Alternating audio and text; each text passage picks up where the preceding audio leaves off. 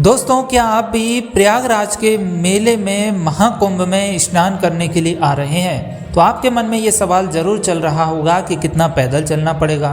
तो इस वीडियो में हम बात करेंगे कि यदि आप देश दुनिया के किसी भी कोने से आ रहे हैं और प्रयागराज के प्रयाग संगम रेलवे स्टेशन पर उतर रहे हैं तो वहाँ से आपको कितना पैदल चलना पड़ेगा, कौन सा रिक्शा, कौन सा साधन आपको पकड़ना पड़ेगा और संगम त्रिवेणी पर पहुँचने के लिए कितना पैदल चलना पड़ेगा और रास्ते में क्या क्या चीज़ आपको मिलेगी जिनके दर्शन आप कर पाएंगे।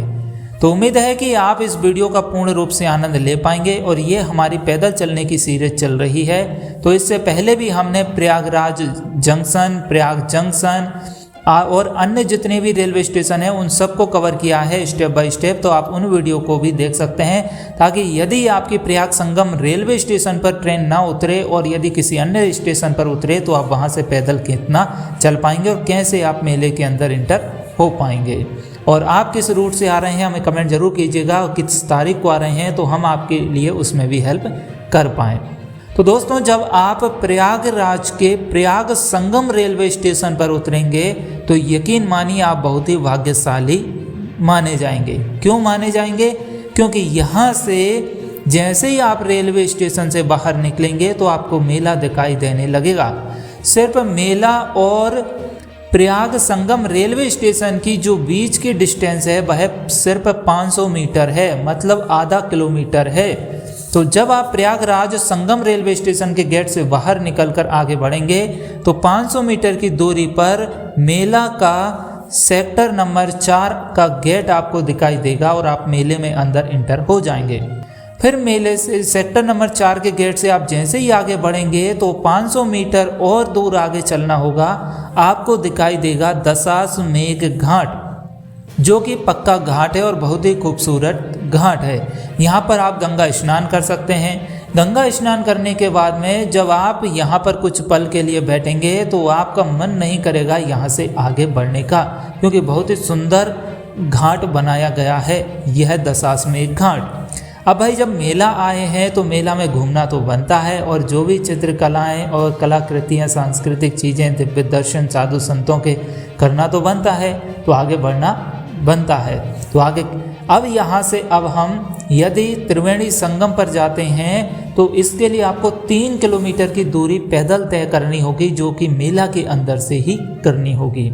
तो रोड के दोनों साइड आप रास्ते के दोनों साइड मंदिरों के, साधु संतों के, पंडालों के, कलाकृतियों के दर्शन करते हुए बढ़िए। भूख लगे तो नाश्ता पानी करते हुए आगे बढ़िए और आप संगम पर पहुंच जाइए। तो कितना चलना हुआ यहाँ से आपको?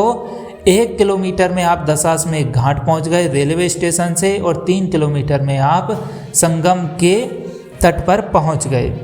अब यदि आपको लेटे हुए हनुमान जी के दर्शन करने हैं, जो कि प्रयागराज के बहुत ही प्रसिद्ध मंदिर है, मंदिरों में से एक है, यदि आपको उनके भी दर्शन करने हैं तो आपको क्या करना होगा?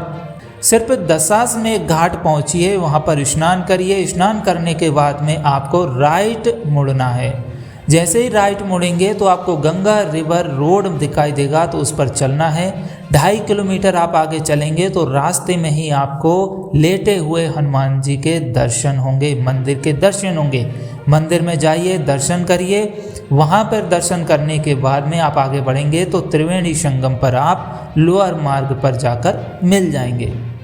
तो ये आपका 1 किलोमीटर दशाश्वमेध घाट और 2.5 किलोमीटर ये, तो लगभग आपका 3.5 किलोमीटर में आप त्रिवेणी संगम पर पहुंच जाएंगे। तो इस रूट पर आपके लिए ज़्यादा पैदल नहीं चलना पड़ेगा, ये तो नॉर्मल सी बात है। इसमें आपके लिए कुछ भी नहीं चलना पड़ेगा और इस रूट पर आपको साधन भी नहीं मिलेगा।